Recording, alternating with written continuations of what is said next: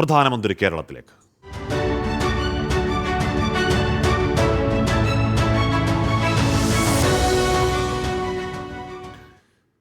രണ്ട് ദിവസത്തെ കേരള സന്ദർശനത്തിനായി പ്രധാനമന്ത്രി നരേന്ദ്രമോദി ഇന്ന് വൈകിട്ട് 6:30 കൊച്ചിയിലെത്തും. 7 മണിക്ക് മഹാരാജാസ് കോളേജിന് മുന്നിൽ നിന്ന് റോഡ് ഷോ നിശ്ചയിച്ചിട്ടുണ്ട്.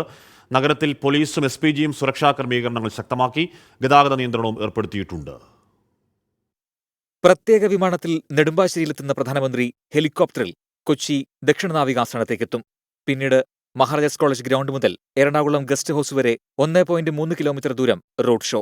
രാത്രി ഗസ്റ്റ് ഹൌസിൽ തങ്ങുന്ന പ്രധാനമന്ത്രി നാളെ രാവിലെ 6 മണിയോടെ സുരേഷ് ഗോപിയുടെ മകളുടെ വിവാഹത്തിൽ പങ്കെടുക്കാൻ ഗുരുവായൂരിലേക്ക് തിരിക്കും.